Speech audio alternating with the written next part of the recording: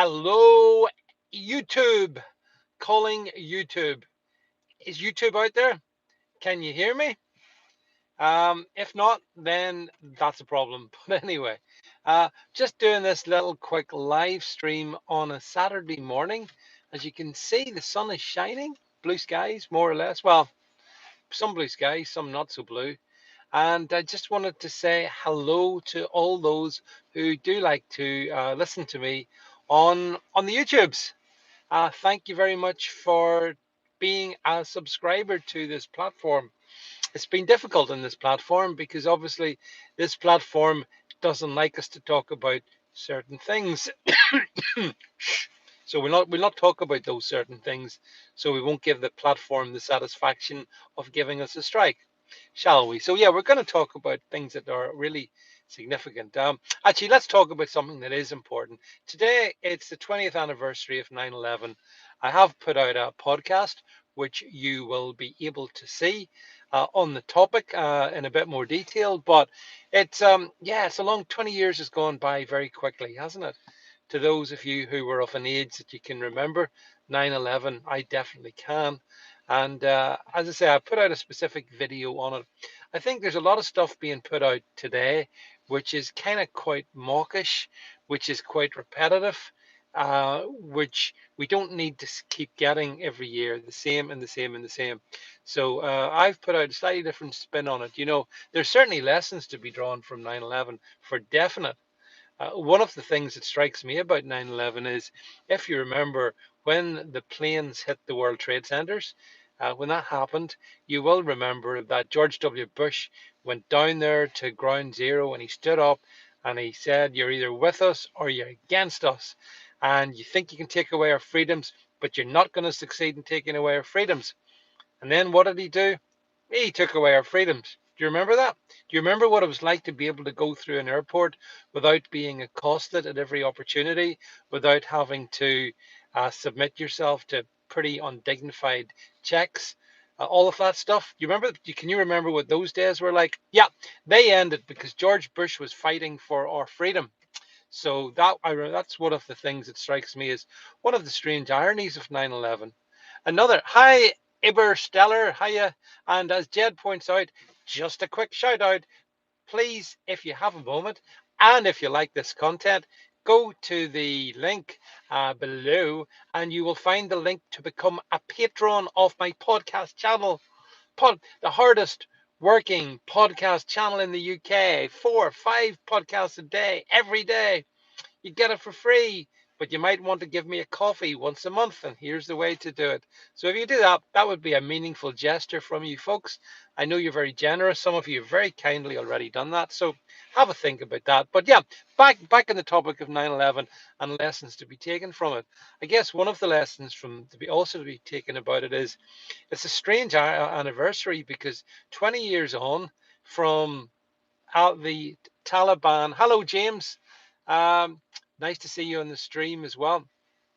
20 years on from Al Qaeda, hosted by the Taliban, executing the 9/11 attacks, according to what we read.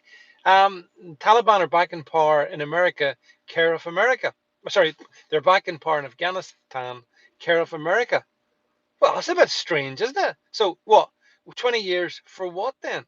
Exactly. Mr. Joe Biden, the most legitimate president of all time. No doubt about that. No doubt. Please note. Yeah, Iberstellar, I understand your point. I get that. Uh, the the thing is, 20 years on, the Taliban kind of have prevailed, haven't they? Especially in their country anyway. And not only that, but they've been strengthened and emboldened by the US government. So that's weird. Isn't that weird? Don't you think it's weird? Oh, by the way, hi Jed. Thanks for pointing out the things that I forget to point out. But yeah, I think it's weird that the US government in 2021 has enabled the Taliban to become more powerful than they were in 2001 when they gave sanctuary to Al Qaeda and bin Laden. And allegedly, it is from there that the 9/11 attacks were planned. Although, worth pointing out, none of the 9/11 attackers were Afghanistanis. but a lot of them are Saudis, and a lot of them are Saudis. But regardless, that's another curiosity about the entire issue of 9/11. So I'm sure you've seen the programs on TV about it. There's like endless, and of course, there's no doubt about it that, and I put this in the podcast I've done on it, the human suffering was on an unimaginable scale. That's the other thing that I think about. I've seen it. I don't know if you've seen it in social media. It's a little collage of like the Twin Towers, and but when you examine it, whoever's created it, it's the creation of the collage of the Twin Towers. It's actually the faces of everybody who lost their lives on that day. It's very, very poignant. You should. I've studied it, and you zoom in and you can see what looks to be the Twin Towers. It's just faces of human beings whose lives were taken in the most savage and barbaric and cruel way that I can imagine, and there's so much about what happened on the day that we can take as good thing, well, as good, like for example, the emergency services, the heroism of ordinary people. I'd been in New York a few months before 9/11, and I was down at the Twin Towers. I put this in the video, and I was trying to get back then, actually, before selfies, I was trying to get a picture of my family with the World Trade against the Trade Center in the background, and I couldn't do it because they were just so tall. The towers were so tall, so I can remember standing down there.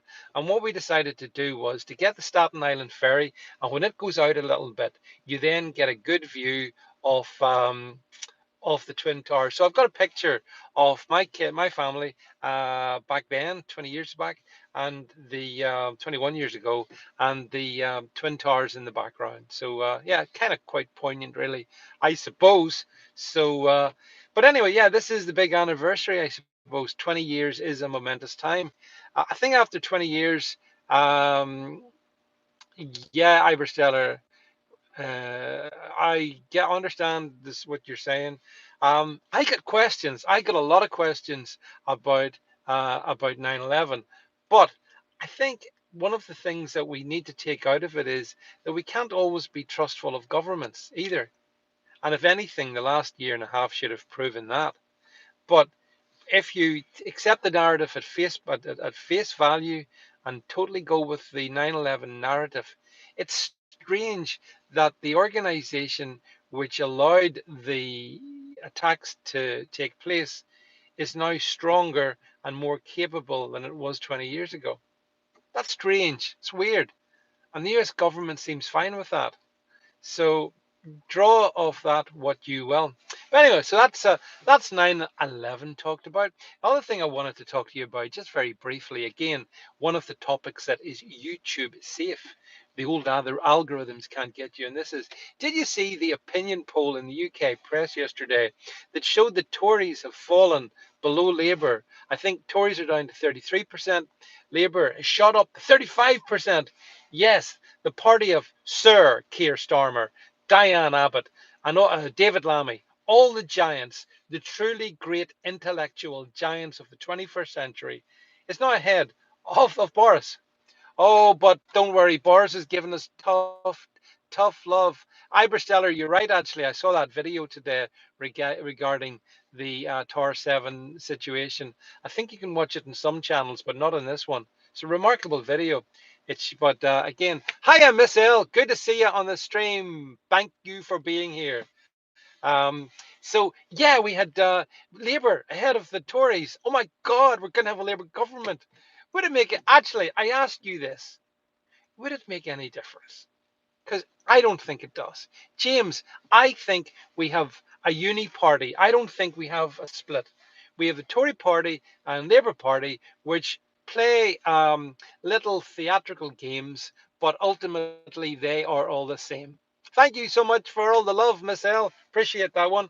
Uh, they're the same. There's no difference between Johnson and Starmer, between any of them. They hate us. They hate the British people. They treat you with contempt, which is why you shouldn't vote for them. Oh, but if you don't vote for them, you let the other side in. Foolish, foolish. If you vote for them at all, you legitimize it. Yeah, Iber, you're right. Labour and the cons offer us nothing but Davos driven slavery. Absolutely right. And I'm glad to see you guys agree. Hi, Kim, by the way. Nice to see you in the stream. You know, they offer us nothing. They are the same. So the notion that there's any significance in Labour being ahead of the Tories, there's no significance. I don't care. I don't think it makes any difference. I think they will do exactly the same thing to us as regardless which set of them is in power. You know, it doesn't it doesn't help us in any way, the Labour being ahead or the Tories being ahead, because they're going to shaft us. This Conservative government has become the most authoritarian in history. You know, it's taken away liberty in a way which we could never have imagined. It will continue to do that. Um, uh, yeah. So just trying to read your comments here, folks. Trying to read your comments and talk at the same time. Yes, James, I utterly despise Boris, but I mean, my contempt is across the entire Conservative Party. My conclusion. I wonder if any of you agree with this. I don't think. Hi, Keith. Um, for Britain. Keith says for Britain. Well, actually, Keith, just on that topic, I believe for Britain are having their annual conference later this year, and I shall be the host of that, as long as Anne Marie doesn't suddenly take umbrage to me, but hopefully not. I look forward to that, actually. So if any of you guys are members watching this or members of the For Britain Party, they've got their conference coming up sometime I think it's November. I shall be hosting that. I've done it before. I'm not a member of For Britain, not a member of any political party. I am my own man, and you should be your own man or woman or womax or they, zer, they, because we have to be inclusive because we are on YouTube's. So the Tories, Labour, all the same. Don't care. One lot's as bad as the other. They're despicable. They think that they can fool all of you, but I don't think they will. I think there's a movement in the UK to move politics and change politics. And I'm not sure that's going to be done through any particular party. I think it's going to have to be done in different ways.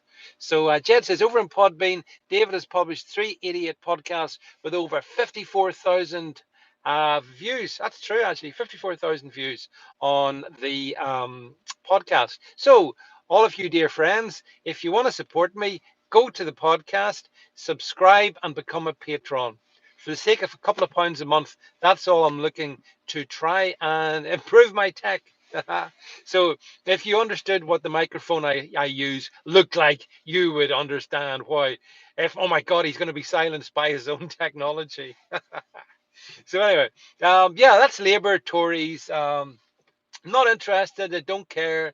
You know, we've rumbled them. I think. Don't you think that the past year and a half has opened our eyes in such a way that we see everything differently now?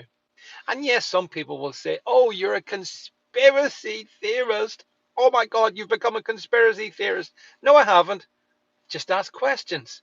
Is it wrong to ask questions? Is it wrong to ask questions of a conservative government which acts as if it was a Chinese communist government? Is that wrong? Or is that enlightened? You tell me. And obviously, there are other things we could ask questions about, but not here on YouTube, because YouTube doesn't like us asking questions about certain things. That's why we need to talk about fluffy clouds and puppy dog tails and all things that are nice, and perhaps makeup tutorials. Maybe I think I might have to start doing makeup tutorials here, because YouTube loves those kind of things. What do you reckon? How to look? I don't think. Maybe not. So so those are, I guess, some of the main headlines. Iber's talking about Scotland. I mean, the thing about Scotland, Iber, just to say, is that um, Sturgeon bringing in the vaccine passports is a really unhealthy move. And I know some people think, yeah, it's okay, but don't worry about it. Don't worry about it. There's ways around it. Um, I'm not sure. I am very, very anti the passports. The digital IDs are not good things. I believe in a free and healthy society. But Sturgeon is just powering on ahead, and Boris is emulating her. So yet again, we have the strange anomaly of the British Prime Minister is actually being led by the Scottish First Minister. I find that so strange, so weird. So, Miss L says, "You never know, David. Red lipstick might suit you. I don't know about that there, but maybe a bit of foundation to keep this aging skin looking at least sort of half sensible." Actually, I'm a reptile underneath this, by the way. This is just a mask. There's a reptile under here, Miss L. Just so beware. Uh, so so what else do we want to talk about? So we talk about Scotland. Yeah, Scotland's gone full commie, but so's England, and yet here's an anomaly one. So anyway, I was in London earlier this week for several days, and the part of London I was in, virtually nobody was wearing masks. There was no social distancing. There was no papers, please. It was actually pretty damn normal, pretty damn normal. I did travel on the tube, and I must admit I was amongst a minority that were unmasked, but there were some. But apart from the tubes, which is obviously Sadiq Khan's little rancid empire, it was pretty normal. So I wonder how long that's going to last. I wonder just how long it will be before we see Boris regretfully, he doesn't want to do it, but he might have to bring back the mask mandate. Did you see that? And did you see him say he doesn't want to, but he might have to introduce a temporary fire break lockdown?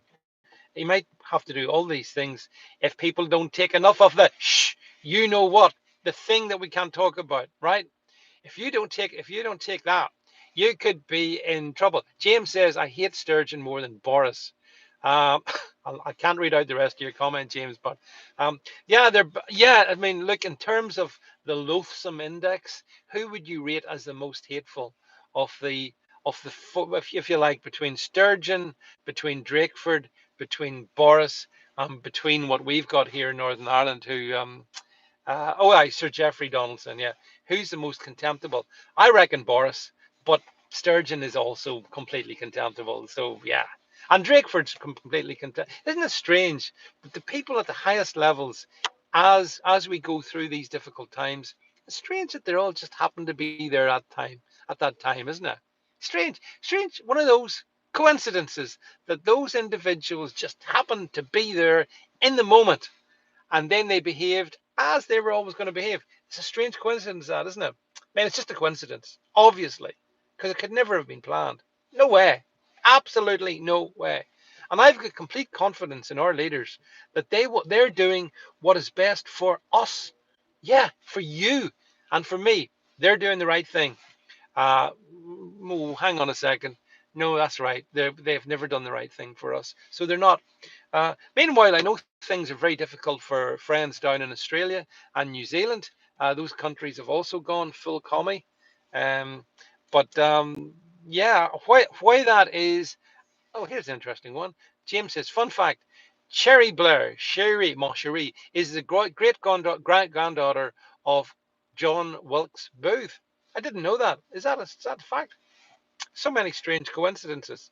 Of course, poor Sherry is married to the ultimate lizard creature in the form of Tony Blair, Tony Warmonger Blair. Remember him? Um, he was 110% behind George W. Bush back in the day, but he wanted to invade basically every country in the world. Strange how the left like to do that, isn't it? Except they call themselves the left, but they're not. They're just globalists. That's who they all are. And we see all that.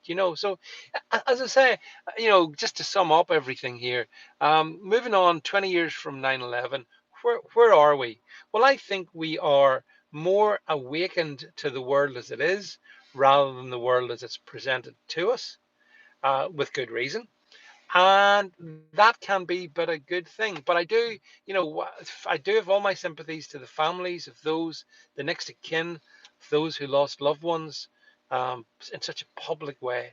I think that was the other thing that got me about 9/11, by the way. To lose a family member, a mum, a dad, a brother, sister, a friend, is bad. It's really, really, really bad. But to lose them and have it televised, so that they were there when that crumbled, That's something else. That I think is what made that particular event such a mega event, and will always be, I assume, remembered in history in that way. So, right, folks. So I'm gonna, as you, the rain, after me telling you it was a lovely day, it's starting to rain. Yep, it's starting to rain. So I am gonna be wet because, as you can see, I don't have a hood. So just before I go, just to say to you folks that if you enjoy all this content here on YouTube, and if you sign up to my podcast channel and become a patron of that, you will get around about 5 different short, bite-sized political podcasts every day. Every day you get those. You'll also get some exclusive content on top of that from me. So you might want to do that, because I love the fact that we can have these conversations, but I hate the fact that I have to limit them so much on this particular platform. So on the podcast, we can talk about anything and everything, and we do. So you might want to do that. Certainly sign up to the podcast. That's just a click. It doesn't cost you a penny to do that. Do that, please. And if you want to be a patron, hit the click. And for the sake of, I think it's £2 a month, you can give me real, tangible support. We've got to fight back against big tech. We've got to fight back against Silicon Valley. We've got to do all those things. And we can do it together, folks. We are unbowed. We're not complying with whatever they want us to do. Um, Mike Cunningham. Can I say hello to my friend Mike Cunningham? I see he's on the stream. Um, Mike, it's really good to see you. And just to say, the guy that's just popped up, Mike, he's a long-term writer on a Tangled Web, one of my websites, which you should also go and visit and follow. Lots of good stuff over there. It also collates all my different content from everywhere I put it out. So, but anyway, very warm welcome to Mike. Good to see you. Mike's been writing for a long time, and it's really good to see Mike on the stream. And I hope you're keeping well, Mike. And obviously, I enjoy all your content, your written work on a Tangled Web, Mike, and also on Alt News Media, where we continue to try and fight the fight, fighting back against the big tech tyranny, fighting back against Silicon Valley soy boys, and fighting back just generally against all the misinformation and all the deceit that's spewed out there by the daily media every day. If you want to fight back, let's create our own little group of patriotic people who support each other, folks, because that's all we've got when it comes down to it. I've got you, you've got me. That's what you need to do. Hit the like button, as James says. Go over, join this, subscribe to the podcast channel. It doesn't cost you anything. And if you want to support me, do that. Any which way, I'm going to keep going. And now I'm going to definitely go before I get absolutely soaked. So, Simon, great to see you as well. Great to see you. There'll be more content from me coming out on YouTube, but every day there's podcasts coming out. So, you know what to do, folks. All right. Hey, listen, everyone. Yes, Miss L, good to see you. Thanks to you. Thank you for being here. Thanks everyone for being on this short little improvised on the hoof YouTubery. And hi, Sharon, by the way. Good to see you all the way from County Down, one of the finest counties there is. Apart from County Armagh, where I live. That's the finest county in the world. Everyone knows that. But anyway, yeah, thank you all very much, folks. And peace out, everyone, as James says. See you soon.